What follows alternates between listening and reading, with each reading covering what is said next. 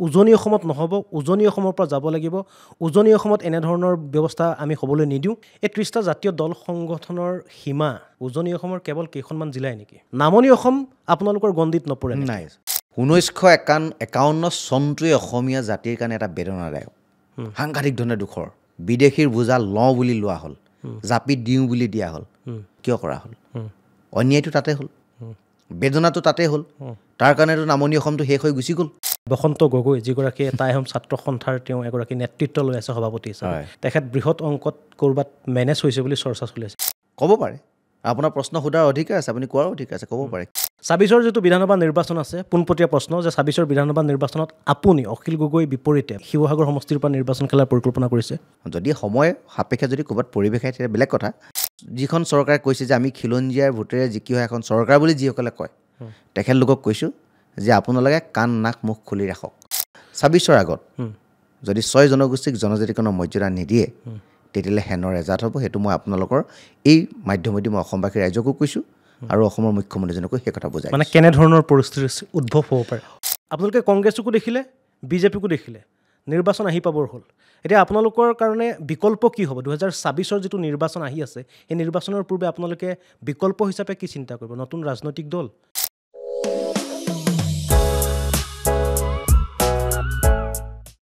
নমস্কাৰ, দীৰ্ঘদিনৰ অন্তত পুনৰ এটা ভডকাষ্টৰ নতুন খণ্ডলৈ আহিছোঁ আপোনালোকৰ মাজলৈ। আৰু আজি ভডকাষ্টৰ অনুষ্ঠানটোত এগৰাকী বিশেষ অতিথি আছে আৰু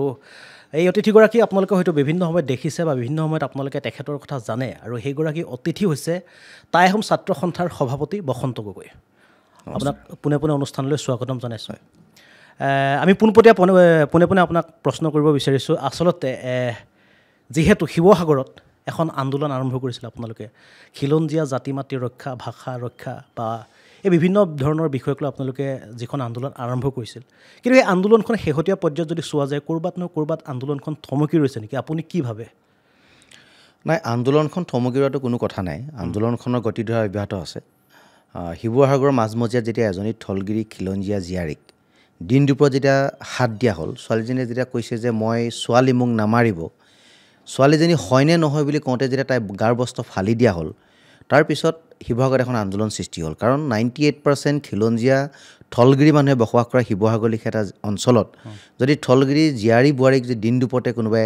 শাৰীৰিকভাৱে এচাল কৰে আৰু তেখেতলোক যদি বহিৰাগতৰ দ্বাৰা সেই কামখিনি কৰা হয়, তেতিয়াহ'লে খিলঞ্জীয়া অসমত কিমান বিপদাপন্ন হৈছে সেই কথাটো তাৰ পৰা অনুমান কৰিব পাৰি। আৰু সেইকাৰণে শিৱসাগৰত এটা আন্দোলন সৃষ্টি হ'ল আৰু গোটেই সমগ্ৰ অসমব্যাপী সেই আন্দোলনে এটা গতিৰ ৰূপ লৈছে। আৰু এটা কথাই প্ৰতিপন্ন হৈছে যে খিলঞ্জীয়া থলগিৰি ৰাইজৰ অস্তিত্বৰ যি সংকট, সেই সংকটৰ কাৰণে এটা সংগ্ৰাম অব্যাহত আছে। আৰু এনেকুৱা হ'ল যে আপুনি যদি উজনি অসমলৈ যায়, উজনি অসমলৈ আপুনি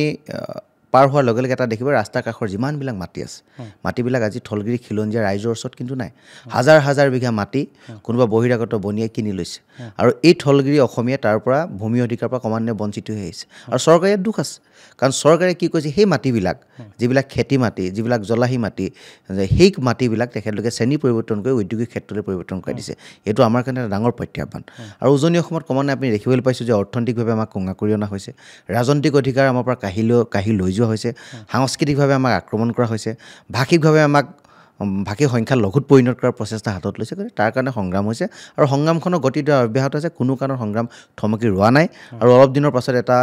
গণ আন্দোলন হ'ব। আমি যিটো আমি 1 লাখ মানুহৰ সমাৱেশ আমি কৰিবৰ কাৰণে প্ৰচেষ্টা হাতত লৈছোঁ আৰু অসমৰ বিভিন্ন প্ৰান্তত আমি সেই কামবিলাকৰ কাৰণে যোগাযোগ কৰি আছোঁ। আৰু অক্টোবৰ মাহৰ শেষৰ ফালে এটা বৃহৎ গণ প্ৰতিবাদ শিৱসাগৰৰ মাজমজিয়াত হ'ব। নিশ্চয়। আৰু এটা কথা এইখিনিতে মই ক'ব বিচাৰোঁ, যিহেতু যিখন খিলঞ্জীয়া আন্দোলন আছিল শিৱসাগৰত, সেই আন্দোলনখন প্ৰথমত আমি শেহতীয়া পৰিস্থিতিৰ কথা যদি ক'বলৈ যাওঁ, তাত দেখা পোৱা গৈছিল যে প্ৰথমত আপোনালোকৰ আন্দোলনটো আছিল বা আপোনালোকৰ প্ৰতিবাদ আছিল যিসকল অনা অসমীয়া লোক আছিল, অনা অসমীয়া লোকসকলৰ বিৰুদ্ধে আছিল। তেওঁলোকে আমাৰ যিসকল খিলঞ্জীয়া লোক আছিল বিভিন্ন সময়ত তেওঁলোকে অত্যাচাৰ উৎপীড়ন কৰি থকাৰ অভিযোগ আপোনালোকে দিছিল বা আপোনালোকে প্ৰমাণ সহকাৰে কিছুমান কথাও কৈছিল। তাৰপিছত আপোনালোকৰ আন্দোলনখন হ'ল মিয়াখেদা আন্দোলন, অৰ্থাৎ একাংশ সন্দেহযুক্ত নাগৰিক উজনি অসমৰ পৰা আপোনালোকে নিৰ্দিষ্ট এটা সময়সীমা বান্ধি দিলে, 7 দিনৰ সময়সীমা। সেই 7 দিনৰ ভিতৰত তেওঁলোকে উজনি অসম এৰিব লাগিব। এতিয়া কথাটো হ'লে এই আপোনালোকৰ সময়সীমা, সেই সময়সীমাৰ পিছত তাৰ পৰা উজনি অসমৰ পৰা আপোনালোকে যাক ভাবি আছিল যে সন্দেহযুক্ত বংগমূলীয় মিয়া বুলি, তেওঁলোক আহিছেনে? নাই, চাওক, আন্দোলনৰ গতিধাৰা হৈছিলে আন্দোলনৰ পৃষ্ঠভূমি বেলেগ আছিল, আন্দোলনৰ গুহাৰ্থ বেলেগ আছিল। যে খিলঞ্জীয়া থলগিৰি ৰাইজৰ অধিকাৰ এখন আন্দোলন আছিল সেই আন্দোলনখন কৰি থকাৰ সময়তে নগাঁৱৰ ঢিঙত যিটো অমানসিক যিটো কাণ্ড হ'ল তাৰ কাৰণে ৰাইজ শংকিত হ'ল ৰাইজৰ মনত এটা আকৌ সন্দেহৰ ভাৱ হ'ল যে উজনি অসমৰ বিভিন্ন প্ৰান্তত এনেধৰণৰ কাণ্ড কাৰখানা ঘটিব নেকি তাৰ কাৰণে ৰাইজে কিছুমান কথা বতৰা কৈছিল কিন্তু পৰোক্ষভাৱে গোটেই আন্দোলনটো কোনোবা মিয়া অসমীয়া কোনোবা ধৰ্মীয় সংখ্যালঘু বা ধৰ্মীয় উন্মাদনা সৃষ্টি কৰিব কথা বতৰাবিলাক সাম্প্ৰদায়িক বাতাবৰণবিলাক তেনেকুৱা ধৰণৰ কোনো পৰিৱেশ সৃষ্টি হোৱা নাছিল জাষ্ট কথাবিলাক সিদিনা কথাবিলাক কওঁতে অলপ খালি বেলেগ এটা পৰ্যায় পাইছিলেগৈ গতিকে তাৰ পৰা এটা বেলেগ এটা পৰিৱেশে সৃষ্টি হৈছিল কিন্তু সামগ্ৰিকভাৱে গোটেই কথা বতৰাবিলাক বেলেগ আছিল গতিকে এতিয়া মিয়াখেদা যিটো প্ৰক্ৰিয়া আপোনালোকে কৈছে মিয়াখেদাৰ কথা বতৰাবিলাক উজনি অসম বৰ্তমান নাই এইকাৰণে নাই কাৰণ এটা নিৰ্দিষ্ট সম্প্ৰদায়ক টাৰ্গেট কৰি সেই কামবিলাক কৰা হোৱা নাছিল আমাৰ শত্ৰু কি আছিলে আমাৰ শত্ৰু হৈছে বাংলাদেশৰ পৰা যিসকল হিন্দু আহিছে সেইখিনিও আমাৰ শত্ৰু বাংলাদেশৰ পৰা যিখিনি মুছলমান আহিছে সেইখিনিও আমাৰ শত্ৰু আৰু বাহিৰৰ দেশৰ পৰা যিখিনি বহিৰাগত নাগৰিক আহিছে সেইখিনিও আমাৰ শত্ৰু আৰু আভ্যন্তৰীণভাৱে আন্তঃৰাজ্যিক যিটো প্ৰৱজনে আমাৰ অসমীয়া থলগিৰি খিলঞ্জীয়া ৰাইজৰ যিটো অধিকাৰ কাহিনীয়া এটা প্ৰচেষ্টা হাতত লৈছে সেইখিনিৰ লগত আমি উদ্বিগ্ন হৈ আছোঁ গতিকে সেই গোটেই কথাবিলাকৰ মাজেৰে আন্দোলনখন অব্যাহত আছে আৰু কোনো ধৰণৰ বিশেষ সম্প্ৰদায়ক টাৰ্গেট কৰি আন্দোলন সৃষ্টি হোৱা নাই কোনোবাই হয়তো ৰহণ লগাবলৈ প্ৰয়াস নকৰা নহয় কৰিছে আন্দোলনখন বিপদে পৰিছে নিবলৈ প্ৰয়াস নকৰা নহয় কৰিছে কিন্তু আমি যিসকল প্ৰকৃতপক্ষে এই আন্দোলনখনৰ পক্ষত আছিলোঁ যিসকল ৰাইজে আমাক সহায় সহযোগ কৰিছে সকলোৱে মিলিজুলি আমি সেই কথা বতৰাবিলাকক বাদ দি এতিয়া সম্পূৰ্ণৰূপে অসম আৰু অসমীয়াৰ স্বাৰ্থত আমি আন্দোলনখন কৰিব বিচাৰিছোঁ কোনো ধৰণৰ ধৰ্মীয় উন্মাদনা সাম্প্ৰদায়িক কথা বতৰা জনগোষ্ঠীয় চিন্তা চেতনাই তাত ক্ৰিয়া কৰা নাই আচলতে মই বিষয়টো এই প্ৰশ্নটো আপোনাক সোধাৰ পিছতে এই প্ৰশ্নটো সুধিব লাগিব কথাটো হ'ল আপোনালোকে যেতিয়া তাত যিসকল লোকে কাম কৰি আছিল তাত যিসকলে বিভিন্ন শ্ৰমিকে বিভিন্ন তেওঁলোকে প্ৰকল্পত কাম কৰি আছিল কিছুমানে ব্যক্তিগত কাৰোবাৰ ঘৰত কাম কৰি আছিল বা কিছুমানে ৰাজহুৱা প্ৰকল্পত তেওঁলোকে কাম কৰি আছিল এতিয়া কিছুদিনৰ পূৰ্বে আমাৰ ফালৰ পৰা আমি বাতৰি বজাইছিল বা সংবাদ পত্ৰটো বাতৰিটো প্ৰকাশ পাইছিল যে তাৰ উজনি অসমৰ যিসকল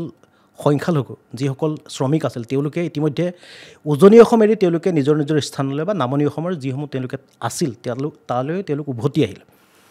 নুমলীগড়ৰ যিটো শোধনাগাৰ আছিল শোধনাগাৰত 30,000 কোটি টকাৰ এটা প্ৰকল্প তাতে হৈ আছিল আৰু সেই প্ৰকল্পটোত একাংশ তাত শ্ৰমিক কাম কৰি আছিল আৰু তাৰ অধিকাংশ শ্ৰমিক আছিল এনেধৰণৰ যি ভাষিক সংখ্যালঘুৰ শ্ৰমিক আছিল তেওঁলোকে উভতি আহিলে তাৰ পৰা উভতি অহাৰ পিছত তাত শ্ৰমিকৰ আকাল হ'ল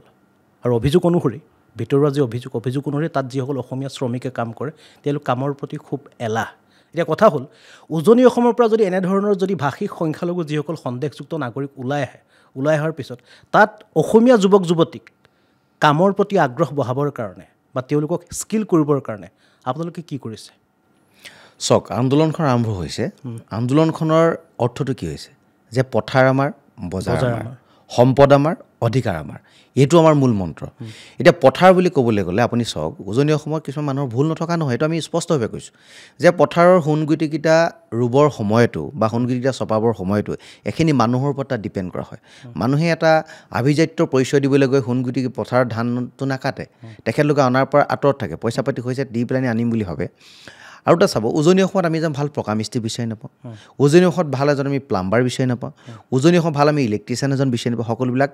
বাহিৰৰ পৰা গৈ তেখেতলোকে তাত কৰ্মসংস্থাপন কৰি আছে এতিয়া কথা হ'ল যে অৰ্থনৈতিকভাৱে যদি এই আন্দোলনখন আমি কৰিবলগীয়া হয় আমি কৰ্মৰ ওপৰত সাংঘাতিক ধৰণে নিৰ্ভৰ কৰিব লাগিব আৰু কৰ্মৰ ওপৰত নিৰ্ভৰ কৰিবলৈ হ'লে এজন আমি ভাল পকা মিস্ত্ৰী আমাক লাগিব আমাক এজন প্লাম্বাৰ লাগিব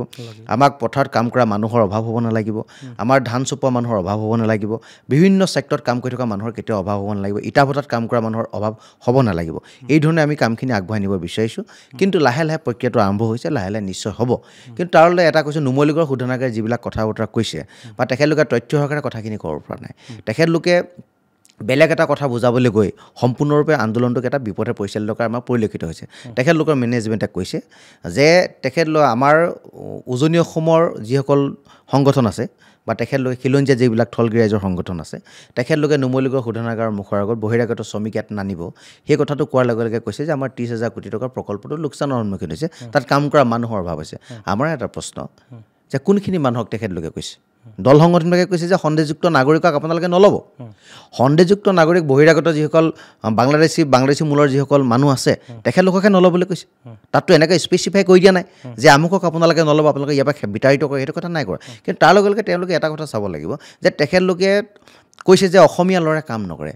অসমীয়া ল'ৰাক উদগনি কৰিব পৰাকৈ তেখেতলোকে কিমানটো স্কিল তৈয়াৰ কৰিব পাৰিছে তেখেতলোকে স্কিল ডেভেলপমেণ্টৰ কাৰণে আজি নুমলীগড় শোধনাগাৰৰ পৰা কিমান টকা ব্যয় কৰিছে আজি CSR ফাণ্ডৰ কিমান টকা ব্যয় কৰি স্কিল ডেভেলপমেণ্টৰ কাৰণে তেখেতলোকে কাম কৰিছে তাৰ তথ্য তেখেতলোকে দিব পাৰিব নেকি গতিকে নুমলীগড় শোধনাগাৰটো অসমীয়া থলগিৰি ৰাইজৰ হিয়াৰ আমঠু তাক লৈ অসমীয়া ৰাইজে গৌৰৱ কৰে কিন্তু তাৰ অৰ্থ এইটো নহয় যে তাত যি মন যায় তাকে কৰিব তাত ল'ৰাৰ অধিকাৰ আছে অসমীয়া ল'ৰাই তাত কাম কৰিব অসমীয়ালৈ কিয় কাম কৰিব নোৱাৰে এই যে নুমলীগড় শোধনাগাৰ ব্যক্তিজনে কৈছে আমাৰ ল'ৰা কাম কৰিব নোৱাৰে আমাৰ ল'ৰাই যদি কেলকাতাত গৈ কাম কৰিব পাৰে আমাৰ ল'ৰাই যদি চাউথত গৈ যদি কাম কৰি থাকিব পাৰে দক্ষিণত গৈ প্ৰতিখন হোটেল প্ৰতিখন মল চিকিউৰিটি গাৰ্ড বাদে চব তেওঁলোকে কৰে তাত যে পাৰে অসমত কিয় নোৱাৰে অসমত কথাটো হ'ল যে অসমত গুৰুত্বটো প্ৰদান কৰা নহয় যে অসমীয়া ল'ৰাই কাম নকৰে বুলি তেখেতলোকে লেবাৰ খটাব নিবিচাৰে তেখেতলোকে পইচাটো দিব নিবিচাৰে কাৰণে তেখেতলোকে বেছি পইচা পাই কাৰণে বাহিৰলৈ গুচি যায় গতিকে স্কিলৰ ওপৰত ডিপেণ্ড কৰি যদি তেওঁলোকে কামবিলাক যদি দিয়ে নিশ্চয় অসমীয়াৰ উন্নতি হ'ব অসমীয়া উঠি অহা নৱপ্ৰজন্ম তাৰ পৰা এটা ফল এটা পাব গতিকে এই কথা বতৰাবিলাকৰ মেনেজমেণ্টৰ যথেষ্টখিনি দুখ আছে আৰু যিবিলাক উদ্যোগ ক্ষেত্ৰৰ লগত যিবিলাক মানুহ জড়িত হৈ আছে তেখেতলোকো বহিৰাগত মানুহ আনিব বিচাৰে কাৰণ খটুৱাই যদি পইচা নিদিয়ে কম হাজিৰা দি যদি তেখেতলোকক খেদাই দিব পাৰে কাৰণ তেখেতলোকক কওঁতা কোনো নোলাব ওচৰৰ ল'ৰাকেইটাই অসমীয়া থলগিৰি ল'ৰাকেইটাই যদি পইচা নাপায় তেতিয়া হাল্লা কৰিব তাহাঁতি যদি ক'ব যে আমাৰ প্ৰাপ্যটো আমাক দিব লাগিব এই কথা বতৰাবিলাকৰ কাৰণেও থলুৱা যুৱক যুৱতীসকলক বহু ক্ষেত্ৰত এই যিসকল ব্যৱসায়িক গৈছে তেখেতলোকে স্থান দিব নিবিচাৰে কিন্তু বদনামটো দিয়ে যে ল'ৰাই কাম নকৰে কাম কৰা স্কিলৰ অভাৱ সেইকাৰণে তেখেতলোকে ইয়াত কাম কৰিব নোৱাৰে এই কথা বতৰাবিলাক আছে গতিকে নুমলীগড় শোধনাগাৰৰ কথা আপুনি যিটো কৈছে প্ৰকৃতপক্ষে সেইটো কথা নহয় আমাৰ ইয়াৰ পৰা ল'ৰাই গৈ যদি অসমৰ বাহিৰত যদি হাজাৰ হাজাৰ ল'ৰাই কাম কৰি থাকিব পাৰে সেই ল'ৰাখিনিও ইয়াত যদি উপযুক্ত ফেচিলিটি পায় নিশ্চয় কাম কৰিব আৰু তেখেতলোক কাম কৰিবলৈ সঁচা অৰ্থত আগ্ৰহী আৰু এটা বিষয় যিহেতু যিখন আন্দোলন আপোনালোকে শেহতীয়া পৰ্যায়ত বিশেষকৈ মিয়াৰ বিৰুদ্ধে মই মিয়া বুলিয়ে কৈছোঁ যিহেতু আপোনালোকে বিভিন্ন সময়ত শব্দটো আপোনালোকে ব্যৱহাৰ কৰি আছে বা বিভিন্ন দল সংগঠনে ব্যৱহাৰ কৰি আছে মই এইটো কাৰণে ক'লোঁ মিয়াৰ বিৰুদ্ধে আপোনালোকৰ যিখন আন্দোলন আছিল সেই আন্দোলনখনৰ পিছৰ পৰ্যায়ত দেখা পোৱা গ'ল যে নগাঁৱৰ মৎস্য ব্যৱসায়ী সন্থাই উজনিলৈ তেওঁলোকে মাছ যোৱাটো বন্ধ কৰিলে তাৰ পিছত দেখা পোৱা গ'ল সামাজিক মাধ্যমত যিসকলে ব্যৱহাৰ কৰে বা সামাজিক মাধ্যম আপুনি ব্যৱহাৰ কৰে আমি ব্যৱহাৰ কৰোঁ প্ৰতিগৰাকী ব্যক্তিয়ে সামাজিক মাধ্যম ব্যৱহাৰ কৰে ফেচবুক ইউটিউব টুইটাৰ ইনষ্টা চবৰে থাকে উজনি অসমৰ মধ্য অসমৰ বা অসমৰ বিভিন্ন প্ৰান্তৰ যুৱক যুৱতী অসমীয়া যুৱক যুৱতীয়ে তেওঁলোকে ফেচবুকত লিখা আৰম্ভ কৰিলে যে মিয়া মাছ নহ'লে আমি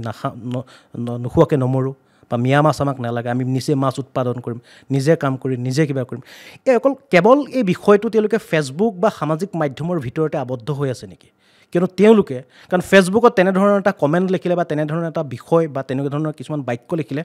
কমেণ্ট লাইক বা সেই বিষয়টোৰ ওপৰত মতামত দিবৰ কাৰণে হাজাৰজন তাত ভৰি পৰে কিন্তু প্ৰকৃতপক্ষে সেইসকল মানুহে কাম কৰিবৰ কাৰণে বা মৎস্য উৎপাদন কৰিবৰ কাৰণে বা বজাৰ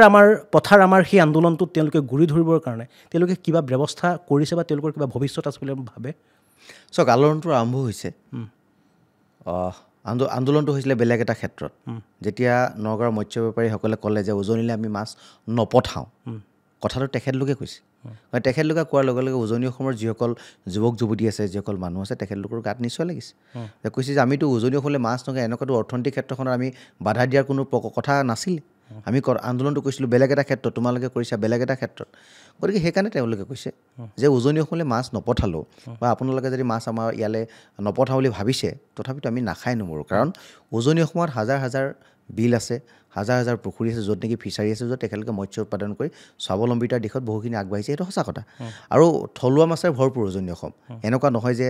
নগাঁৱৰ মাছেই গ'লেহে বজাৰখন চলিব তেনেকুৱা কোনো কথা নাই থলুৱা মাছে ভৰপূৰ হৈ আছে দিখৌ পৰা আদি কৰি নদ নদীৰ যিবিলাক মাছ আছে ভৰপূৰ হৈ আছে বজাৰ পৰ্যাপ্ত নে সেইখিনি পৰ্যাপ্ত আছে উজনি অসমৰ মাছ পৰ্যাপ্ত আছে সেইটো কোনো আমি নুই কৰিব নোৱাৰোঁ কাৰণ আপুনি মাঘৰ বিহুৰ সময়ত যদি আপোনালোকে আছে হাজাৰ হাজাৰ মানে কুইণ্টল মাছ উলিয়াই দিয়ে তাত আৰু এতিয়াও তাত লোকেল মাছে চলিছে কিন্তু চালানী মাছৰ যিটো প্ৰভাৱ সেই প্ৰভাৱে সেই বজাৰখন কিছুমান ক্ষেত্ৰত ম্লান কৰিছে কাৰণ পইচা তেখেতলোকে নাপায় এজন মানুহে মাৰ্কেটত বজাৰ কৰিবলৈ হ'লে যদি 100 টকা লোকেল মাছটো হয় 40 টকাত চালানী মাছটো পোৱা যায় এনেকুৱা ধৰণৰ কথা বতৰাবিলাক থাকে গতিকে এই কথা বতৰাবিলাকৰ কাৰণে সেই মাছসমূহ উৎপাদন কৰাৰ ক্ষেত্ৰত অলপ বজাৰটো ধৰি ৰখাৰ ক্ষেত্ৰত অসুবিধা হয় কিন্তু তাৰ অৰ্থ এইটো নহয় যে নগাঁৱৰ মানুহে মাছ পঠালে উজনি অসম চলিব তাৰ অৰ্থ এইটো নহয় আৰু ল'ৰা ছোৱালীবিলাকে যিহেতু ফেচবুকত যি ধৰণে লিখি আছে এই ফেচবুকৰ কথা বতৰাবিলাক যদি প্ৰকৃতপক্ষে বাস্তৱ ক্ষেত্ৰলৈ যদি লৈ যায় আৰু যদি সেইটো উৎপাদনমুখী পৰিৱেশৰ মাজলৈ তেখেতলোকে লৈ যাব বিচাৰে মই ভাবোঁ নিশ্চয় এখন বজাৰ সৃষ্টি হ'ব য'ত নেকি পথাৰ বজাৰ পথাৰ আমাৰ বজাৰ আমাৰ এই শ্লোগানটো যিটো আমি দিছোঁ এইটোৱে আমি আগ্ৰহিত হ'ব পাৰিম নিশ্চয় ধন্যবাদ ভাল লাগিল মই আকৌ বিষয়টো বেলেগ এটা বিষয়লৈ মই শ্বিফ্ট কৰিব বিচাৰিছোঁ বিষয়টো হ'ল যিহেতু দিল্লীত আপোনালোকে শেহতীয়া পৰ্যায়ত দেখা পোৱা গৈছে যন্তৰ মন্ত্ৰত আপোনালোকে ইতিমধ্যে 6টা জনগোষ্ঠীয়ে ইতিমধ্যে জনজাতিকৰণৰ দাবী কৰি আপোনালোকে দিল্লীত প্ৰতিবাদ সাব্যস্ত কৰিছে ইয়াৰ পূৰ্বে আপোনালোকে বহু বছৰ পূৰ্বৰ পৰা আপোনালোকে চৰকাৰক দাবী তুলি আহিছে যে 6টা জাতিক জনজাতিকৰণ কৰিব লাগে এতিয়া কথাটো হ'ল খিলঞ্জীয়া স্বাৰ্থ ৰক্ষা কৰিবৰ কাৰণে 6টা জাতিক জনগোষ্ঠীক জনজাতিকৰণ কৰিলেই খিলঞ্জীয়া স্বাৰ্থ ৰক্ষা সুৰক্ষিত হ'বনে 101% আজিৰ তাৰিখত আপুনি যদি চায় যে অসমত যদি অসমীয়াৰ দপদপনি চলিব লাগে থলগিৰি খিলঞ্জীয়াৰ যদি অধিকাৰ অসমত থাকিব লাগে অসম বিধানসভাখন যদি অনাদি অনন্ত কালৰ কাৰণে থলগিৰি খিলঞ্জীয়া প্ৰতিনিধিৰ কাৰণে যদি সুৰক্ষিত হ'ব লাগে অসম বিধানসভাখন যদি বিধানসভাৰ মুখ্যমন্ত্ৰীজন যদি খিলঞ্জীয়া মনৰ মানুহ হ'ব লাগে তেতিয়া 6 জনগোষ্ঠীক জনজাতিকৰণ দিয়াৰ বাদে কোনো গত্যন্তৰ নাই এইখিনিতে কিন্তু এটা কথা থাকে যে চৰকাৰে জনজাতিকৰণৰ যিটো বিষয় সেই বিষয়টোক লৈ তেখেতলোকে বাতুলামি কৰিছে আৰু নিৰ্বাচনী ইছ্যু হিচাপে ইয়াক ব্যৱহাৰ কৰিছে এতিয়া অতি শেহতীয়াকৈ 2019 চনৰ 9 জানুৱাৰী তাৰিখে বিলখন ৰাজ্যসভাত উঠিল আৰু চৰকাৰৰ যিকেইটা এজেঞ্চি আছে anthropology survey of India register general of India tribal affairs সকলোৱে ক'লে যে অসমৰ আহোমকে ধৰি 6 জনগোষ্ঠীৰ জনজাতিকৰণ পাব পৰা সকলোবিলাক ক্ৰাইটেৰিয়া আছে আৰু তেখেতলোকে বিলখন পাছো কৰি দিছে পাছ কৰি বিলখন ৰাজ্যসভাত গৈ উঠাৰ পিছত কথাটো কি হয় মুখ্যমন্ত্ৰী ডাঙৰীয়া আমাক নকয় আৰু মুখ্যমন্ত্ৰী ডাঙৰীয়াক যেতিয়া কথাটো সোধা যায় তেতিয়া তেওঁ কয় যে অসমৰ 6 জনগোষ্ঠীক যদি জনজাতিকৰণৰ মৰ্যাদা দিয়া হয় তেতিয়াহ'লে অসমত যিবিলাক এক্সিষ্টিং যিবিলাক ট্ৰাইবেল আছে তেখেতলোকে অসমত ল এণ্ড অৰ্ডাৰ পৰিৱেশ সৃষ্টি কৰিব কেতিয়াবাতো তাতকৈ এখাপ আগুৱাই গৈ তেওঁ কৈছে যদি তেখেতলোকক জনজাতিকৰণৰ মৰ্যাদা প্ৰদান কৰা হয় তেতিয়া অসমত তেজৰ নৈ বব এই কথাষাৰ তেখেতৰ মুখেৰে কোৱা কথা এতিয়া আমাৰ প্ৰশ্ন হ'ল অসমৰ ৰজা আমি তোমাক পাতিছোঁ গণতান্ত্ৰিক ৰাজ্যখনৰ গণতান্ত্ৰিকভাৱে নিৰ্বাচিত হোৱা ৰজা তুমি খিলঞ্জীয়া থলগিৰি ৰাইজে তোমাৰ ওপৰত আস্থা ৰাখিছে বিশ্বাস ৰাখিছে আৰু নিৰ্বাচনী ইস্তাহাৰত তোমালোকে প্ৰকাশ কৰিছা যে আমি যদি কেন্দ্ৰৰ ৰাজ্যত চৰকাৰ বনাওঁ তেতিয়াহ'লে অনাগত 6 মাহৰ ভিতৰত অসমৰ 6 জনগোষ্ঠীক জনজাতিকৰণৰ মৰ্যাদা দিম সেইটো তোমালোকে এটা হিচাপত স্বীকাৰ কৰিছা যে জনজাতিকৰণৰ যিটো বিষয় সেইটো এটা ন্যায্য দাবী সেইটো সাংবিধানিক দাবী আৰু সেইটো এটা কনষ্টিটিউচনেল দাবী এই কথা তোমালোকে কৈছা কোৱাৰ পিছত আজি তোমালোকে ল এণ্ড অৰ্ডাৰ চিটুৱেশ্যনৰ কথা কৈছা অসমত যদি ল এণ্ড অৰ্ডাৰ চিটুৱেশ্যনটো ক্ৰিয়েট হয় তেতিয়াহ'লে অসমৰ মুৰব্বী হিচাপে সেই ল এণ্ড অৰ্ডাৰ পৰিস্থিতিটো দমন কৰা দায়িত্বটো তোমাৰ কাৰোবাৰ মনত যদি সন্দেহ আছে সন্দেহ দূৰ কৰা দায়িত্বটো তোমাৰ কিন্তু তাকে নকৰি কিয় জাতি জনগোষ্ঠীবিলাকৰ মাজত ডিভাইড এণ্ড ৰুল পলিচি তোমালোকে খেলিব বিচাৰিছা তেওঁলোকে কৈছে যে এক্সিষ্টিং যিবিলাক ট্ৰাইবেল আছে এক্সিষ্টিং ট্ৰাইবেলবিলাকে তেখেতলোকৰ অধিকাৰবিলাক সৰ্ব হ'ব বুলি ভাবি অসমৰ 6 জনগোষ্ঠীৰ জনজাতিকৰণৰ বিৰুদ্ধে আচৰণ কৰিছে এতিয়া আমি স্পষ্টভাৱে তেখেতলোকক কৈছোঁ যে এক্সিষ্টিং যিবিলাক ট্ৰাইবেল আছে তেখেতলোক ভূমিপুত্ৰ থলগিৰি খিলঞ্জীয়া গতিকে তেখেতলোকৰ অধিকাৰ কাঢ়ি আনি অসমৰ 6 জনগোষ্ঠীক অধিকাৰ দিব নালাগে আমি OBC যিটো 20% OBC 20% যিটো আমি ভোগ কৰি আছোঁ তাৰ পৰা কাটি দি 6 জনগোষ্ঠীক জনজাতিকৰণৰ মৰ্যাদা আপোনালোকে দিয়ক যিহেতু 6 জনগোষ্ঠীৰ গোটেই মানুহবিলাক সেই 27% সোমাইছে কাৰণ OBCত সোমাই আছে আমি গ'লে OBC ভাহে গুচি যাম গতিকে সেই যিটো বাস্তৱসন্মত কথা সেইটো চৰকাৰে সেই কামটো নকৰে কেৱল মাত্ৰ ৰাজনীতি নামৰ ৰাজনীতি কৰে কংগ্ৰেছে যিটো ৰাজনীতি কৰি থৈ আমাক ঠগি থৈ গ'ল সেই একে প্ৰলোভনৰ ৰাজনীতি বৰ্তমান বিজেপি চৰকাৰখনে কৰিছে কিন্তু এটা স্পষ্ট কথা 26ৰ আগত যদি 6 জনগোষ্ঠীক জনজাতিকৰণৰ মৰ্যাদা নিদিয়ে তেতিয়াহ'লে হেনৰ এজাত হ'ব সেইটো মই আপোনালোকৰ এই মাধ্যমেদি মই অসমবাসী ৰাইজকো কৈছোঁ আৰু অসমৰ মুখ্যমন্ত্ৰীজনকো সেই কথা বুজাই মানে কেনেধৰণৰ পৰিস্থিতিৰ উদ্ভৱ হ'ব পাৰে পৰিস্থিতি চাওক পৰিস্থিতি এনেকুৱা নহয় যে অসমত কটাকটি মৰামৰি হ'ব কিন্তু এখন গণতান্ত্ৰিক বিধি ব্যৱস্থাৰ মাজে আমি চলি আছোঁ এখন সংবিধানক আমি সন্মান জনাইছোঁ সংবিধানৰ প্ৰস্তাৱনাই আমাক অধিকাৰ দিছে প্ৰস্তাৱনাই দিয়া অধিকাৰবিলাক আমি তোমালোকৰ পৰা ভোগ কৰিব বিচাৰিছোঁ সেই অধিকাৰ তোমালোকে আমাৰ পৰা কাঢ়ি লৈছা বা পাকে প্ৰকাণ্তে ৰাজনীতি কৰি তাৰ পৰা আমাক দূৰত ৰাখিব বিচাৰিছা গতিকে এইবাৰো তাৰ আমি সেই প্ৰলোভনৰ ৰাজনীতি আমি ভুল নাযাওঁ 26ৰ বিধানসভা ইলেকশ্যন এটা সিদ্ধান্ত হ'ব গণতান্ত্ৰিক সিদ্ধান্ত হ'ব ৰাজনৈতিক সিদ্ধান্ত হ'ব যি ৰাজনৈতিক সিদ্ধান্ত আৰু যি গণতান্ত্ৰিক সিদ্ধান্তই চৰকাৰ আৰু দলক শলঠেকত পেলাব আৰু উজনিৰ গোটেই জাতিৰ জনগোষ্ঠীকেইটা সংঘবদ্ধভাৱে এটা প্ৰত্যাহ্বান থিয় কৰাব বিজেপিৰ বিৰুদ্ধে এই ক্ষেত্ৰত বিৰোধীৰ ভূমিকা কি বুলি ভাবে বিৰোধীয়ে যেনেদৰে আপোনালোকে 6টা জনগোষ্ঠীয়ে জনজাতিকৰণৰ কাৰণে যিটো আন্দোলন আপোনালোকে দীৰ্ঘদিনৰ পৰা কৰি আছে বছৰ বছৰ ধৰি কৰি আছে এই বিষয়টোক লৈ বিৰোধীৰ ভূমিকা কি বুলি ভাবে বিৰোধীয়ে আপোনালোকৰ লগত আছেনে আপোনালোকক বিৰোধীয়ে সংগ দিছেনে বিৰোধীক লৈ বিষয়টো আপোনালোক খুব আশাবাদী আজিৰ যি বিৰোধী তেখেতলোক 15 বছৰ শাসনত আছিল আমাৰ যিটো দাবী সেইটো দীৰ্ঘদিনীয়া দাবী, স্বাধীনোত্তৰকালৰ পাছৰে দাবী। বহুতে স্বাধীনোত্তৰকালৰ আগৰ দাবী, কিছুমানে স্বাধীনোত্তৰকালৰ পাছত কৰিছে। 6 জনগোষ্ঠীৰ দাবীটোক লৈ পেলাই কংগ্ৰেছে 15 বছৰ খালে। আৰু তেখেতলোকে ক'লে যে আমি 6 জনগোষ্ঠীক জনজাতিকৰণৰ মৰ্যাদা দিমেই, আমি কোনো ক্ষেত্ৰত তাৰপৰা পিছ নহওঁ, কাৰণ অসম আৰু অসমীয়াৰ ভৱিষ্যতৰ স্বাৰ্থত এই কামটো কৰিব লাগিব। সেই কথাটো কংগ্ৰেছে কৈছিলে। কিন্তু 15 বছৰ শাসন কৰিলে। মুখ্যমন্ত্ৰীজন থলগিৰি খিলঞ্জীয়া মনৰ মুখ্যমন্ত্ৰী আছিলে, কিন্তু তেখেতলোকে আমাক ঠগিলে। আৰু ঠগাৰ ফল তেখেতলোকে পালে। চৰকাৰৰ পৰা তেখেতলোক উফৰি গ'ল। তেখেতলোকৰ অৰাজক পৰিস্থিতি সৃষ্টি হৈছে নিজৰ দল আৰু চৰকাৰৰ মাজত সেই সময়তে, কাৰণ তেখেতলোকে আমাক ঠগিছে, প্ৰলোভনৰ ৰাজনীতি কৰিছে, মিথ্যা আশ্বাস চলিছে। তাৰপিছত যেতিয়া বিজেপিয়ে যেতিয়া আমাক ক'লে যে আপোনালোকক আমি দিম, সেই বুলি ক'লেতে আমি 6 জনগোষ্ঠীৰ ৰাইজে তেখেতলোকক সহায় কৰিছিলোঁ, সংগ দিছিলোঁ, চৰকাৰ বনোৱাত অহোপুৰুষাৰ্থ কৰিছিলোঁ যে আমাক কিবা এটা দিম বুলি কৈছে, গতিকে চৰকাৰখন বনাব লাগে, আমি জনজাতিকৰণৰ মৰ্যাদা পাম। জনজাতিকৰণৰ মৰ্যাদা পোৱাৰ লগে লগে 6 জনগোষ্ঠীৰ ৰাইজ সুৰক্ষিত নহয়। অসম আৰু অসমীয়া সুৰক্ষিত হ'ব। অসমৰ সম্পদৰ ওপৰত অসমীয়া অধিকাৰ থাকিব। অসমৰ প্ৰতিটো বায়'ডাইভাৰ্চিটিৰ ওপৰত থলগিৰি খিলঞ্জীয়া ৰাইজ প্ৰতিনিধিৰ অধিকাৰ থাকিব। এই কথাখিনি আমি বিচাৰিছিলোঁ। এই কথাখিনিৰ কাৰণে আমাক জনজাতিকৰণ বিচাৰিছোঁ। কিন্তু বিৰোধীয়ে বৰ্তমান সময়ত যি ধৰণে গুৰুত্ব প্ৰদান কৰিব লাগে সেই ধৰণে গুৰুত্ব প্ৰদান কৰা নাই। ৰাজনীতি নামৰ ৰাজনীতি কৰিছে। গৌৰৱ গগৈ ডাঙৰীয়া পাৰ্লিমেণ্টত যদিও কথাখিনি উলিয়াইছে, সেই কথাখিনি কিমান দূৰ বাস্তৱসন্মত সেই কথাখিনি আমি ধৰিব পৰা নাই। কাৰণ তেখেতৰ দেউতাকে মুখ্যমন্ত্ৰী আছিলে, এটা সময়ত 15 বছৰ কাল খাই থৈ গ'ল। তেখেতে কি কৰি থৈ গ'ল? আৰু আজি ৰকিবুল হুছেইনে জনজাতিকৰণৰ প্ৰসংগটো কৈছে, কিন্তু তেখেতে জনজাতিকৰণৰ প্ৰসংগটো কোৱাৰ লগে লগে আমাৰ সন্দেহে হয় যে তেখেতলোকে পাখৰে প্ৰকাৰণতে হিমন্ত বিশ্ব শৰ্মা ডাঙৰীয়াক এইটো কথা কৈছে নেকি যে আপুনি কোনো কাৰণত অসমৰ 6 জনগোষ্ঠীৰ ৰাইজক জনজাতিকৰণ নিদিব, আপুনি আঁতৰি থাকক তাৰ পৰা, অসম আৰু অসমীয়াৰ ভৱিষ্যতৰ স্বাৰ্থত আপুনি কাম নকৰিব, এই ধৰণৰ কথা বতৰা ভিতৰি পাতিছে নেকি তাক লৈহে আমাৰ সন্দেহ হয়। সেইকাৰণে বিৰোধীয়ে জনজাতিকৰণৰ কথাটো অত্যাধিকভাৱে কোৱাৰ লগে লগে আমাৰো ক'ৰবাত সন্দেহ নোহোৱা নহয় ৰাজনীতিটো ক'ত হৈছে, আৰু ৰাজনীতিটো দেখা দেখি হৈয়ে আছে, আমি বুজি পাইছোঁ। গতিকে সেই বুজি পাইহে উজনিৰ ৰাইজে এটা সংঘবদ্ধভাৱে এটা আন্দোলন কৰিব, যিটোক মই কৈছোঁ যে গণতান্ত্ৰিক আন্দোলন আৰু সম্পূৰ্ণ এটা ৰাজনৈতিক আন্দোলন। 2026 যিহেতু নিৰ্বাচন আহি আছে, 2024 মাজত এটা বছৰ আছে, এটা বছৰ পিছত নিৰ্বাচন অনুষ্ঠিত হ'ব, বিধানসভা নিৰ্বাচন। আপুনি ক'লে ইতিমধ্যে যে কংগ্ৰেছে 15 বছৰ তেওঁলোকে শাসনত থাকিলে, জনজাতিকৰণ তেওঁলোকে নকৰিলে, বিজেপি আহিলে একেটা কথা একেটা বিষয়কে তেওঁলোকে আওৰাই চৰকাৰত বহিলে, আপোনালোকে চৰকাৰত বহালে, বিজেপিয়ে কোনো ধৰণৰ স্থিতি গ্ৰহণ নকৰিলে, স্পষ্ট স্থিতি দেখা পোৱা নগ'ল বিজেপিৰ। এতিয়া আপোনালোকে কৈছে যে আপোনালোকে কংগ্ৰেছকো দেখিলে, বিজেপিকো দেখিলে, নিৰ্বাচন আহি পাবৰ হ'ল। এতিয়া আপোনালোকৰ কাৰণে বিকল্প কি হ'ব? 2026 যিটো নিৰ্বাচন আহি আছে, সেই নিৰ্বাচনৰ পূৰ্বে আপোনালোকে বিকল্প হিচাপে কি চিন্তা কৰিব? নতুন ৰাজনৈতিক দল নে আপোনালোকৰ ফালৰ পৰা নিজাববীয়াকৈ ৰাজনৈতিক দল খুলি বা আপোনালোকে তাত নিজে সিদ্ধান্ত ল'ব নে কি, কেনেধৰণৰ এটা? নতুনকৈ ৰাজনৈতিক দল গঠন কৰাৰ ক্ষেত্ৰত আমি চিন্তা চৰ্চা একেবাৰে কৰা নাই। সেই ক্ষেত্ৰখনৰ পৰা আমি বহুত দূৰ আঁতৰত আছোঁ। কিন্তু উজনি অসমৰ কোনোবাই নহয় কোনোবাই এই ক্ষেত্ৰত এখোজ আগ নবঢ়োৱা নহয়, বঢ়াইছে। কিছুমান মানুহে এই ক্ষেত্ৰত ভাবিছেও, কাৰণ অসমৰ অসমীয়া স্বাৰ্থত যদি মানুহবিলাকে কাম নকৰে, যাকে বিশ্বাস কৰিছোঁ তেখেতলোকে যদি বিশ্বাসঘাতক কৰে, আৰু যাক আস্থা আৰু বিশ্বাসত লৈ দিল্লীৰ দিছপুৰৰ মছনদলৈ পঠোৱা হৈছে, আৰু তেখেতলোকে সেই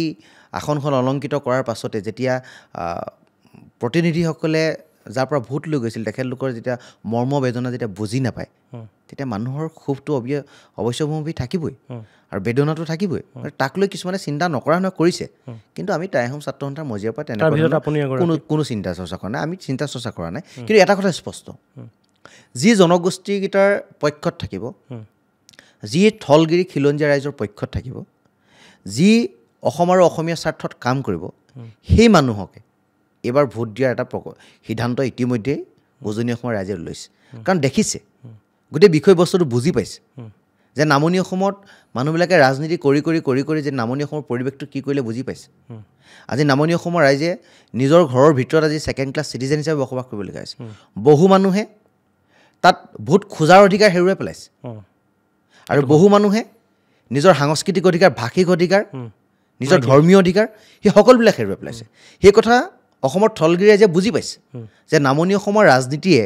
কি ধৰণে সেই থলগিৰি খিলঞ্জীয়া ৰাইজক কোঙা কৰি পেলালে। আজি ধুবুৰীৰ খিলঞ্জীয়া থলগিৰি ৰাইজ কেনেকুৱা ধৰণৰ এটা বিপদাপন্ন মুহূৰ্তত থিয় হৈ আছে সেই কথা ৰাইজে জানিছে, আমি বুজি পাইছোঁ, আমি উপলব্ধি কৰিছোঁ। উজনি অসমৰ ৰাইজে সেই কথাটো বুজি পাইছে। সেই একেই পৰিৱেশ উজনি অসমত বিৰাজ নকৰা স্বাৰ্থত এখন সংগ্ৰাম হৈছে, আৰু এই সংগ্ৰামখনে সুদূৰ প্ৰসাৰী এটা প্ৰভাৱ পেলাব। সংগ্ৰাম কিন্তু যদিও দেখিছে যে ল'ৰাকেইটা বৰ ডাঙৰ ডাঙৰ টিভিত লেকচাৰ দিছে, অলপ সময় পিছতে গোটেই কথা বতৰাবিলাক শেষ হৈছে, তেনেকুৱা নহয়। ভিতৰি মানুহৰ ক্ষোভ উদ্গীৰণ হৈ আছে, ক্ষোভৰ বহিঃপ্ৰকাশটো হ'বই। আৰু বহিঃপ্ৰকাশৰ কাৰণে ইতিমধ্যে তৈয়াৰ হৈছে গতিকে সেই বহিঃপ্ৰকাশৰ অৰ্থ বা সেই বহিঃপ্ৰকাশটো যে নিৰ্বাচনতো যে প্ৰকাশ নাপাব তাৰ কোনো অৰ্থ নাই মই সেইকাৰণে কৈছোঁ সম্পূৰ্ণ ৰাজনৈতিক এখন যুদ্ধ হ'ব আৰু সম্পূৰ্ণ গণতান্ত্ৰিক যুদ্ধ হ'ব যিখন গণতান্ত্ৰিক আৰু ৰাজনৈতিক যুদ্ধই অসম আৰু অসমীয়াৰ স্বাৰ্থত কাম কৰিব স্থলগিৰি ৰাইজৰ ভৱিষ্যত সুনিশ্চিত কৰিব অসমৰ সম্পদ অসমীয়াৰ ওচৰত থাকিব লাগিব অসমৰ ৰাজনৈতিক অধিকাৰ অসমীয়া ৰাইজৰ স্থলগিৰিৰ ওচৰত থাকিব লাগিব আৰু প্ৰতিটো বায়'ডাইভাৰ্চিটিৰ ওপৰত উঠি অহা নৱপ্ৰজন্মৰ স্থলগিৰি দপদপনি চলিব লাগিব এই পৰিৱেশৰ মাজত বাৰু বুজিলোঁ সেইটো কথা এতিয়া কথাটো হ'ল মই বেলেগ এটা প্ৰসংগ প্ৰথমতে মই প্ৰশ্ন কৰিছিলোঁ খিলঞ্জীয়াৰ যিখন আন্দোলনৰ বিষয়টো লৈ মই আকৌ সেই বিষয়টো টানি আপোনাক প্ৰশ্ন কৰিব বিচাৰিছোঁ চৰ্চা চলিছে যিহেতু মুকলিভাৱে নহ'লেও ভিতৰুৱাকৈ এটা চৰ্চা চলিছে যিখন আন্দোলন আপোনালোকে কৰিছিল শেহতীয়া পৰ্যায়ত সেই আন্দোলনখন হঠাৎ ক'ৰবাত নহয় ক'ৰবাত এটা গতিটো যিটো আছিলে গতিটো ক'ৰবাত হ্ৰাস পালে সেই গতিটো হ্ৰাস পোৱাৰ পাছতে ভিতৰুৱাকৈ এটা চৰ্চা চলিছে যে এগৰাকী বলিষ্ঠ বসন্ত গগৈ যিগৰাকীয়ে টাই আহোম ছাত্ৰ সন্থাৰ তেওঁ এগৰাকী নেতৃত্ব লৈ আছে সভাপতি হিচাপে তেখেত বৃহৎ অংকত ক'ৰবাত মেনেজ হৈছে বুলি চৰ্চা চলি আছে আপুনি কি কয় সেইটো সঁচা নে মিছা আপুনি কি কয় চাওক ঢেৰ কথা ওলাব পাৰে মোক আজি আপুনি ষ্টুডিঅ'ত বহি কৈ দিব পাৰে যে বসন্ত গগৈ আপুনি 1 কোটি টকা হিমন্ত বিশ্ব শৰ্মা ডাঙৰীয়াৰ পৰা লৈছে ক'ব পাৰে আপোনাৰ প্ৰশ্ন সোধাৰ অধিকাৰ আছে আপুনি কোৱাৰ অধিকাৰ আছে ক'ব পাৰে কিন্তু কথাটোৰ বাস্তৱসন্মত কিমান যুক্তিযুক্ততা আছে যে বসন্ত গগৈয়ে আন্দোলনটো কৰিলে বা বসন্ত গগৈৰ নেতৃত্বত বা বসন্ত গগৈয়ে সকলোকে লগত লৈ আন্দোলনটো কৰালে তাৰ অৰ্থ এইটো নি যে হিমন্ত বিশ্ব শৰ্মা ডাঙৰীয়াৰ ছত্ৰছায়াত আন্দোলনটো হৈছে আমিতো কাৰো ছত্ৰছায়াত আন্দোলন কৰা নাই কিন্তু এটা কথা ঠিক আমি আন্দোলন কৰিছোঁ স্থলগিৰি খিলঞ্জীয়া ৰাইজৰ বিৰুদ্ধে থকা মানুহখিনিৰ কাৰণে যিবিলাক মানুহে আমাৰ পৰা সকলো অধিকাৰ কাঢ়ি নিয়াৰ কাৰণে প্ৰচেষ্টা হাতত লৈছে তাৰ বিৰুদ্ধে সংগ্ৰাম হৈছে এই সংগ্ৰাম কোনো এটা ৰাজনৈতিক দলৰ বিৰুদ্ধে কিন্তু হোৱা নাই সেই সংগ্ৰামখন আপোনালোকে চাব পাৰে এই হাজাৰ হাজাৰ মানুহ ৰাজপথলৈ ওলাই আহি কোনোদিনা কোনো ক্ষেত্ৰতে কংগ্ৰেছ মুৰ্দাবাদ বিজেপি গো বেক বিজেপি মুৰ্দাবাদ বা বিজেপি জিন্দাবাদ কংগ্ৰেছ মুৰ্দাবাদ এজেপি জিন্দাবাদ এজেপি মুৰ্দাবাদ ৰাইজৰ দল জিন্দাবাদ এইবিলাক কথা কোৱা নাই কৈছে যে খিলঞ্জীয়া যিখন চৰকাৰে কৈছে যে আমি খিলঞ্জীয়াৰ ভোটেৰে জিকি হোৱা এখন চৰকাৰ বুলি যিসকলে কয় তেখেতলোকক কৈছোঁ যে আপোনালোকে কাণ নাক মুখ খুলি ৰাখক যে খিলঞ্জীয়া ৰাইজৰ অস্তিত্ব বিপদাপন্ন হৈছে যে খিলঞ্জীয়া স্বাৰ্থত থাকি কাম কৰোঁ এই কথাবিলাকহে কৈছোঁ আৰু তাৰ কাৰণে এটা সুন্দৰ পৰিৱেশো সৃষ্টি হৈছে কিন্তু তাৰ অৰ্থ এইটো নহয় যে কাৰোবাৰ ওচৰত গৈ আমি আঁঠু লৈছোঁ কাৰোবাৰ পৰা পইচা নি আমি সংগ্ৰাম কৰিছোঁ তেনেকুৱা কোনো কথা নাই হাৱাত বাতৰি ওলাব পাৰে ওলোৱাটো স্বাভাৱিক কথা কোনো ডাঙৰ কিন্তু তাৰ বাস্তৱসন্মত দৃষ্টিভংগী একো নাই আৰু তাৰ কোনো প্ৰভু নাই তাৰ কোনো একো কৰিবও নোৱাৰে হয়তো কোনোবাই আন্দোলনখনৰ শেষ হ'বৰ কাৰণে কোনোবাই ব্যৱস্থাপনা কৰিব পাৰে বেলেগ কথা কিন্তু আন্দোলন চলি আছে আন্দোলন চলিবই মই মানে আন্দোলনখনত ক'ৰবাত ৰাজনীতি সোমাই গ'ল নেকি নাই নাই ৰাজনীতি ক'তো সোমোৱা নাই তাত কংগ্ৰেছো সোমোৱা নাই তাত বিজেপিও সোমোৱা নাই তাত CPI সোমোৱা নাই তাত ৰাইজৰ দলো সোমোৱা নাই তাত AJPও সোমোৱা নাই AGPও সোমোৱা নাই কোনোৱে সোমোৱা নাই সম্পূৰ্ণ অৰাজনৈতিকভাৱে এই আন্দোলনখন চলিছে কোনো ৰাজনৈতিক দৃষ্টিভংগী তাত নাই খালি এটাই আন্দোলনৰ উদ্দেশ্য যে স্থলগিৰি খিলঞ্জীয়া ৰাইজৰ অধিকাৰ অনাদি অনন্তকালৰ কাৰণে অসমত সাব্যস্ত হ'ব লাগিব তাৰ কাৰণে আন্দোলন হৈছে আৰু এটা বিষয় যিহেতু চৰ্চা চলি থকা প্ৰশ্নটোৰ কথা আপোনাক সুধিলোঁৱে যিটো ভিতৰুৱাকৈ চৰ্চা চলি আছিল সেইটো কথা সুধিলোঁ আকৌ ভিতৰুৱাকৈ চলি থকা আৰু এটা কথা মই সুধিব বিচাৰিছোঁ যিহেতু ২৬ৰ বিধানসভা নিৰ্বাচন আহি আছে ২৬ৰ বিধানসভা নিৰ্বাচনত চৰ্চা চলি থকা বহুকেইগৰাকী ব্যক্তিৰ ভিতৰত শিৱসাগৰ জিলাৰ শিৱসাগৰ সমষ্টিৰ এগৰাকী ব্যক্তি কিন্তু আপুনিও চৰ্চা চলিছে বসন্ত গগৈ হয়তো শিৱসাগৰ সমষ্টিৰ পৰা নিৰ্বাচন খেলাৰ সম্ভাৱনা আছে আপুনি কি ভাবে আপুনি নিৰ্বাচনৰ বাবে সাজু নাই তেনেকুৱা চিন্তাধাৰা আমি আগবঢ়াই নাই ৰাজনৈতিক ক্ষেত্ৰখনৰ কথা আমি ভবা নাই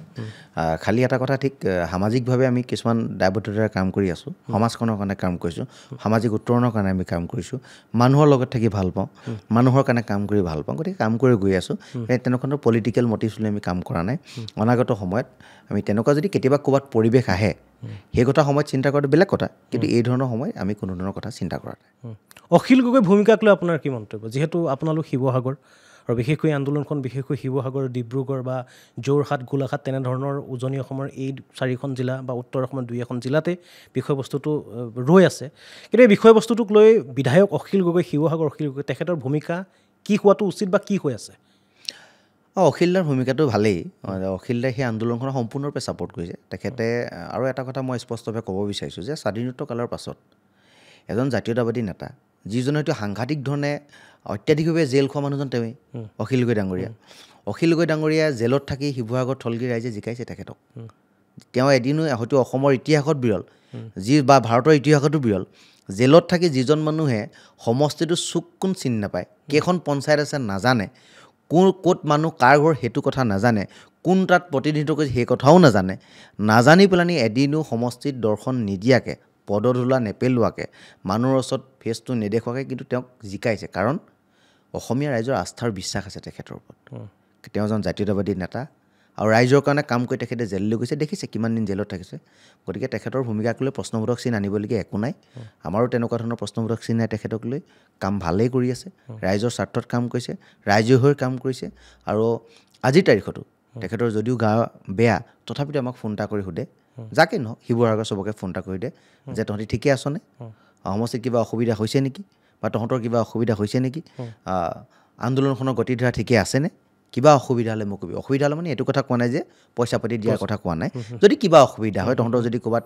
কিবা কথা বতৰাত যদি কিবা অসুবিধা হৈছে মোক কবি, মই ব্যৱস্থাপনাটো কৰি দিম। এই ধৰণৰ চিন্তাৰ চৰ্চা আগবঢ়াই এজন ব্যক্তিক আমিতো কেতিয়াও বেয়া পাব নোৱাৰোঁ। আৰু হয়, সঁচা অৰ্থত তেওঁ অসমৰ কাৰণে এটা ভাল চিন্তা কৰা এজন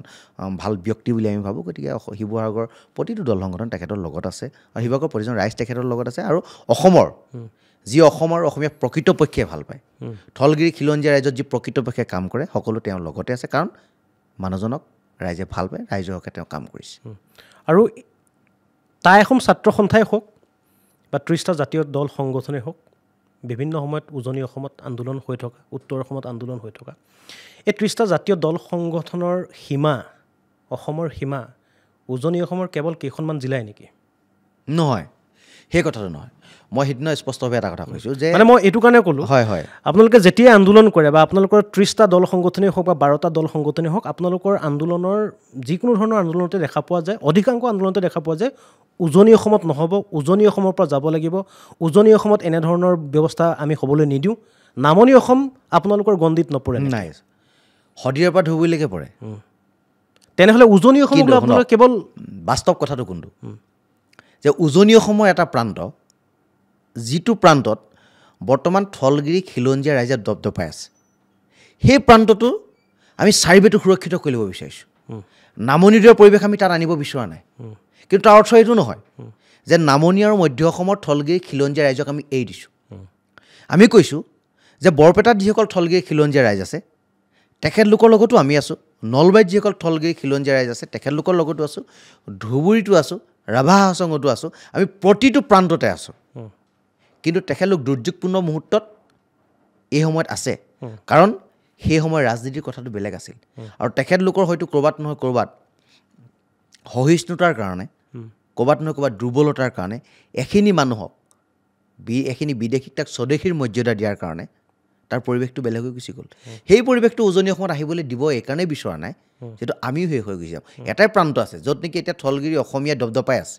সেই প্ৰান্তটো যদি শেষ হৈ গুচি যায় তেতিয়া অসমত অস্তিত্বহীন এটা অসমীয়া জাতিলৈ পৰ্যবেক্ষিত হ'ব এই থকা অসমীয়া মানুহখিনি।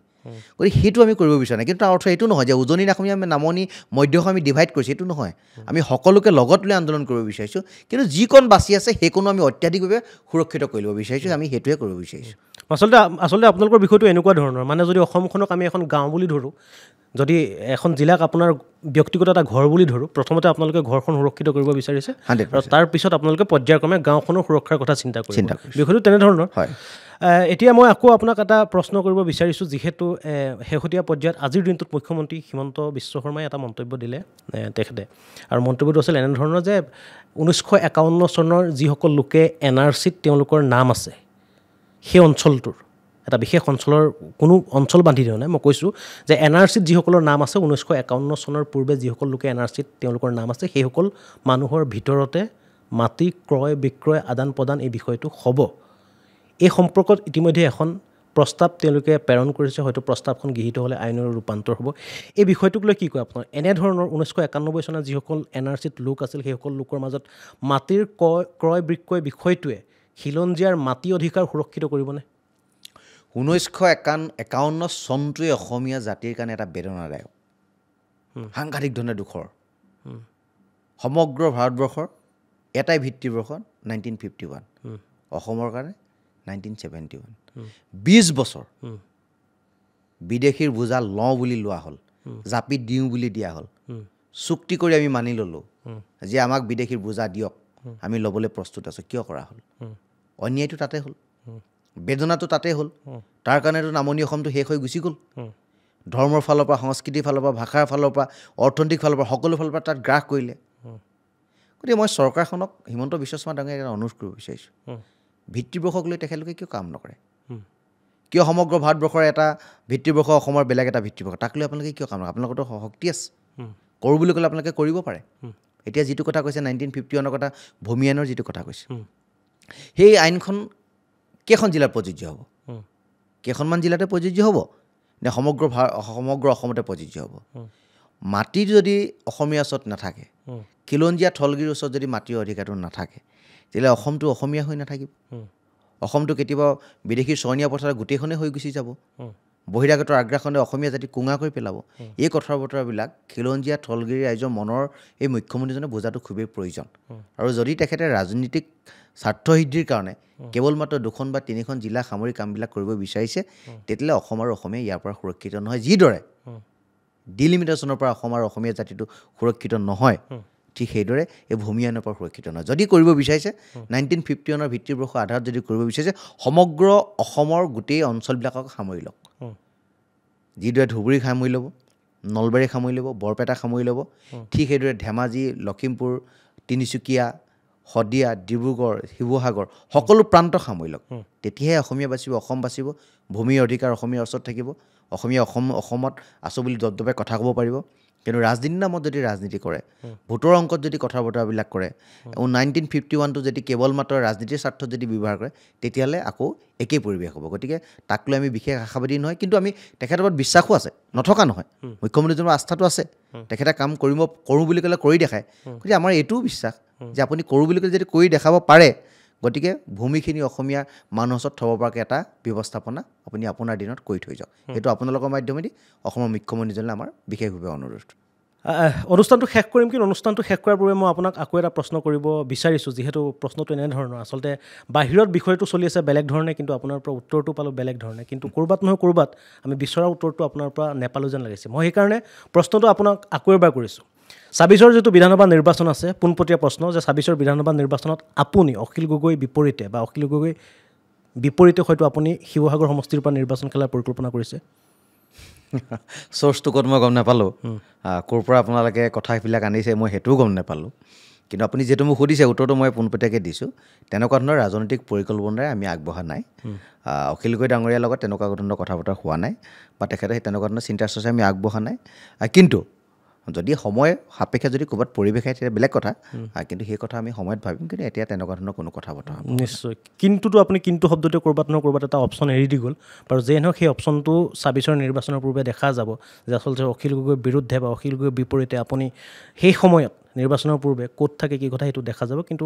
চৰ্চা চলি থকা বিষয়টো মই আপোনাক প্ৰশ্ন কৰিলোঁ, আৰু যেই নহওক আপোনাৰ লগত কথা পাতি ভাল লাগিল। সাম্প্ৰতিক সময়ত যথেষ্টকেইটা বিষয়, এই বিষয়কেইটা আপোনাক সামৰি প্ৰশ্নকেইটা কৰিলোঁ, আপুনিও খুব সুন্দৰকৈ উত্তৰকেইটা দিলে। পিছৰ পৰ্যায়ত আমি আপোনাক পুনৰ এই অনুষ্ঠানটোলৈ মাতিবলৈ চেষ্টা কৰিম, বা এনেধৰণৰ বিষয়বিলাক আমি পুনৰ দৰ্শকৰ মাজলৈ লৈ যাবলৈ চেষ্টা কৰিম। আৰু আজিৰ এই যিটো ভডকাষ্ট অনুষ্ঠান আছিল, এই অনুষ্ঠানটো ইমানতে শেষ কৰিছোঁ। ধন্যবাদ।